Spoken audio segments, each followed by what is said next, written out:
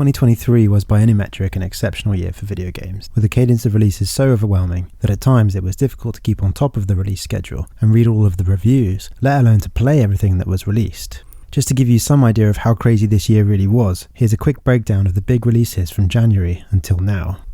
Fire Emblem Engage, Forspoken, Dead Space Remake, Hi-Fi Rush, One Piece Odyssey, Metroid Prime Remastered, Hogwarts Legacy, Like a Dragon Ishin, Octopath Traveler 2, Destiny 2 Lightfall, Wolong Fallen Dynasty, Trails to Azure, Bayonetta, Resident Evil 4 Remake, The Last of Us Part 1, Horizon Forbidden West Burning Shores, Final Fantasy Pixel Remastered, Advance Wars 1+2 Boot Camp, Jedi Survivor, Redfall, Darkest Dungeon 2, Tears of the Kingdom, Humanity, Lord of the Rings Gollum, Street Fighter 6, Diablo 4, Final Fantasy 16, Trails into Reverie, Pikmin 4, Remnant 2, Baldur's Gate 3, Armored Core 6, Blasphemous 2, Sea of Stars, Starfield, F-Zero 99, Lies of P, Cyberpunk Phantom Liberty, Wargroove 2, Detective Pikachu Returns, Honkai Star Rail, Lords of the Fallen, Spider-Man 2, Super Mario Bros. Wonder, Metal Gear Solid Master Collection, Dave the Diver, Alan Wake 2, Star Ocean Second Story, Like a Dragon Gaiden, The Man Who Erased His Name, Super Mario RPG, Persona 5 Tactics, Call of Duty Modern Warfare 3, Dragon Quest Monsters The Dark Prince, Avatar. So you like Games. say? Well, have all that Games. in the world!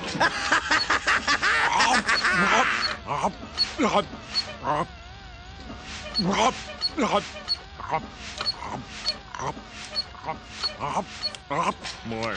I'm going to start this list with a very few honourable mentions and discussions about the games that I started but wasn't able to finish.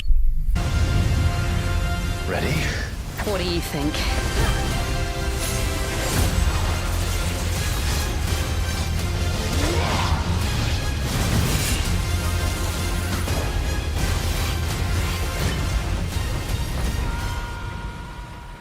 Final Fantasy is such an important series for me. I haven't properly enjoyed a Final Fantasy game since 10. I've had different issues with different games. They've either been too linear, too much like an MMO, or just not finished upon release. Therefore, I was really looking forward to 16 and to a return to a more classic fantasy-based story. The trailers leading up to the game's release had me really excited, painting it as a sort of Game of Thrones meets Final Fantasy, with a story written by the same people as Final Fantasy XIV, and what sounded like an amazing score to match. I really thought this was going to be the best Final Fantasy in years. I ended up playing about 16 hours of the game, probably got about 50% of the way through the story before I dropped it. There was a lot to like, the soundtrack was amazing, some of the boss fights are incredible, and the voice acting is very good. But there's also so much that let me down.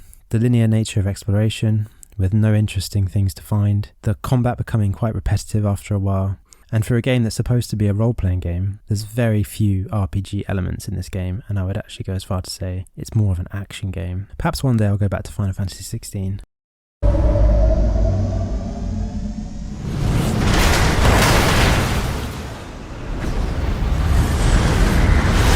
Augmented human C4621 has awakened.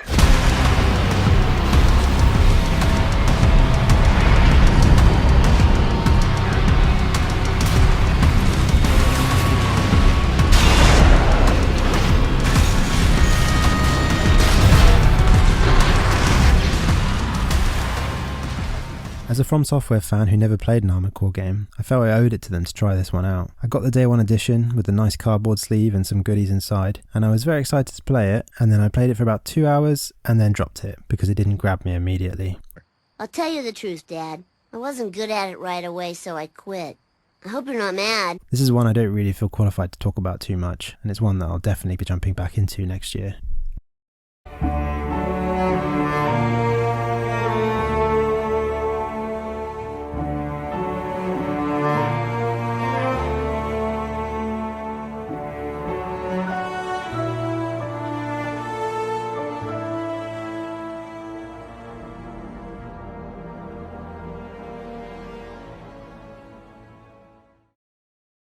Starfield's another game I was really excited for this year. I even bought a Series X just to play it, but it's sad to say, but this game just feels outdated at this point. I was playing Cyberpunk Phantom Liberty alongside this, and switching between the two, it was kind of painful to go back to Starfield. When you play Cyberpunk and you see the in-game cutscenes and the acting and the animation, and then you go back to Starfield and you see people just looking at you with their dead eyes, nothing inside. It's really hard to motivate yourself to play it. There were a few things I enjoyed about it, and I played about 15 hours of it, but when I wasn't thinking about it outside of it, and I just thought, this is a waste of time.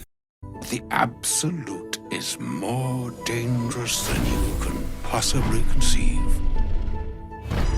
It threatens all who live. It threatens the gods, the weave, the very fabric of the universe. Baldur's Gate 3, don't shoot me. I love RPGs and I'm sure I'll love Baldur's Gate 3, but for now I just haven't had a chance to properly sit down and play it. I've played about 3 hours. I'm definitely going to be playing this one in 2024.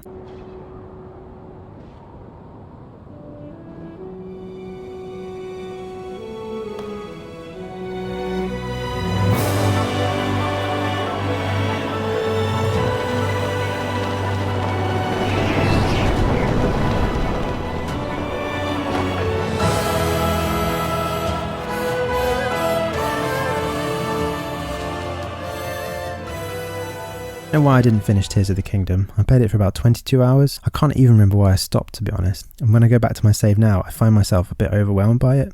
I can't remember what I was doing at the time or where I was supposed to be going. And whenever I pick it up again, I end up getting killed by lightning or a goblin or a fall or something, and then I drop it again. Maybe in 2024 I can finally find some time to commit to this one and finish it. Or maybe you can convince me to finish it in the comments.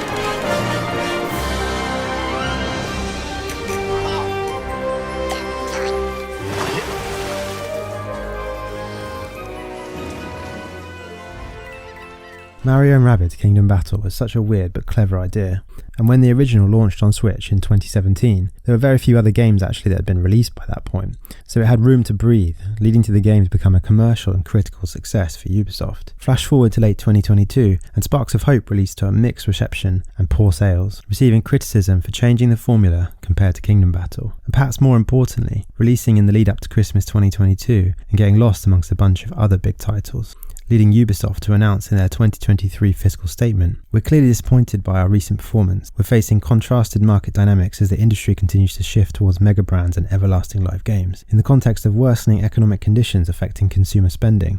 Despite excellent ratings and player reception, as well as an ambitious marketing plan, we were surprised by Mario and Rabbids Sparks of Hope underperformance in the final weeks of 2022 and early January. But with all that in mind, and having played both Kingdom Battle and Sparks of Hope, I can definitely say that I prefer the sequel over the original. The many changes to the formula and expansion of the scope of the game led to an improved experience with more quality of life feature and more collectibles and more things to do than Kingdom Battle. The battles now take place after a small loading screen and not in the world. But this means that the map design for battles isn't constrained by also having to function as the game world, which means the maps are more varied and more tactical. It also means the game world in which you wander around can be much larger, much more interesting, and filled with characters and side quests, which would have gotten in the way of the battles in Kingdom Battle. The tactical battles themselves have been expanded in this game with more abilities and a freeform movement system, a bit like what you see in modern Fire Emblem and Persona 5 Tactica. The graphical style has also been altered.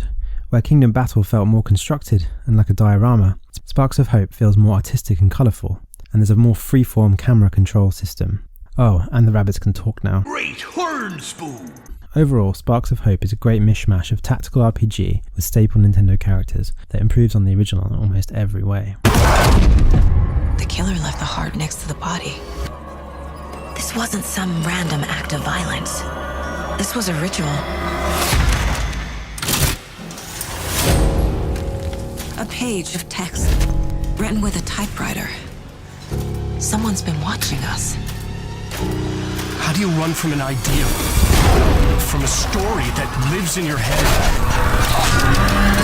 I need to escape this nightmare. I played the first Alan Wake game in 2022 in preparation for the release of the sequel, and I have to say I didn't enjoy the experience. The combat quickly became repetitive and frustrating, the level design was linear and boring, and the story didn't grab me. I ended up not finishing the first Alan Wake, out of frustration. Flash forward to 2023, and because of this I wasn't sure if I was going to play the sequel, but I'm so glad that I did. Alan Wake 2 is not only in a different league to the first game, it's essentially in a different genre. It's now a survival horror game, with fewer janky combat encounters and more worthwhile exploration and puzzle solving. You take on the role of two protagonists. The first, Saga Anderson, is an FBI agent called in to solve a series of ritualistic murders in the town of Bright Falls, the setting of the first Alan Wake game. And the second, the titular Alan Wake, is an author famous for a series of best-selling novels. The story is difficult to explain without spoilers and without giving me a headache, but just know that it's unlike anything I've ever played or read before. To give you an idea, think Twin Peaks meets Stranger Things meets Lost, with a huge amount of meta and extra-textual references. A good example of this is the game's co-creator, Sam Lake. Sam Lake plays the in-game role of the detective Alex Casey, who works alongside Saga. Alex Casey is also the name of the main character of Alan Wake's books, also a detective, and as Alan in the other world, you meet fictional Alex Casey, who looks like Sam Lake. Sam Lake also provided his face for Max Payne. Alex Casey in the game Alan Wake 2 is voiced by the same man who voiced Max Payne in the game in the early 2000s. It's quite confusing. In gameplay, you switch between Saga and Alan, between two different dimensions with different art styles and atmospheres, and between in-engine gameplay and full motion video, which is seamlessly integrated into the game using TV screens. It's also one of the most beautiful games ever released, having a realistic art style that also manages to be artistic, if that makes sense. Alan Wake 2 is one of the most unique experiences in games you can have, and I can't recommend it enough. It's been a long 5 years.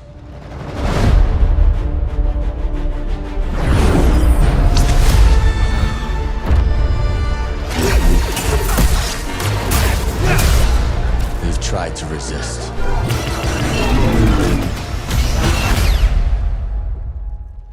Fear and mistrust rule the galaxy. As a game, Jedi Fallen Order was a competent Souls-like, with some light platforming and puzzle-solving elements, but the real accomplishment was the characters and the story that were introduced to us. Cal Kestis as a likeable and fallow Jedi Padawan, Seer as the older, wiser Jedi Master, Grease as the cynical but lovable alien comic relief, Merrin as dark and mysterious, with a certain type of innocence and naivety, and BD-1 as the cute droid companion, all fit with previous Star Wars character archetypes that we know and love. But I would argue that Fallen Order provided the best new Star Wars characters that we've had in years.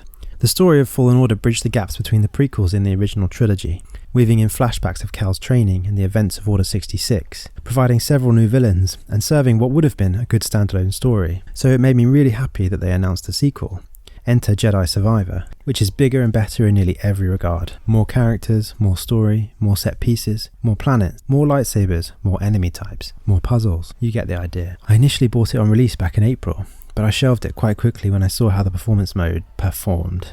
But in case you didn't know, the PS5 version has recently been patched, and the performance mode now gives a stable and fluid 60 FPS for pretty much the whole game, with no bugs and no crashes throughout my whole playthrough. In this game, there's a greater emphasis on lightsaber combat, with a few new lightsaber stances, including Cross Saber and Blaster. The excellent Cross Saber is the best thing to come out of the awful sequel trilogy. The platform can still be a bit janky, but it combines all of Cal's old abilities with several new ones, and when chained together near the end of the game, really make you feel like a Jedi. Arkham Asylum makes you feel like you're Batman. I haven't ordered this list in any particular order, but if I had to rank these games, this one would probably be my second favourite game of the year. If Survivor is the Empire to Fallen Order's New Hope, I can't wait to see what Respawn's Return of the Jedi brings.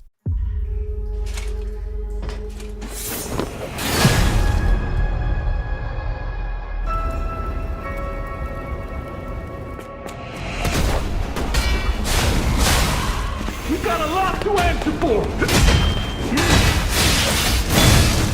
Won't you help me, son?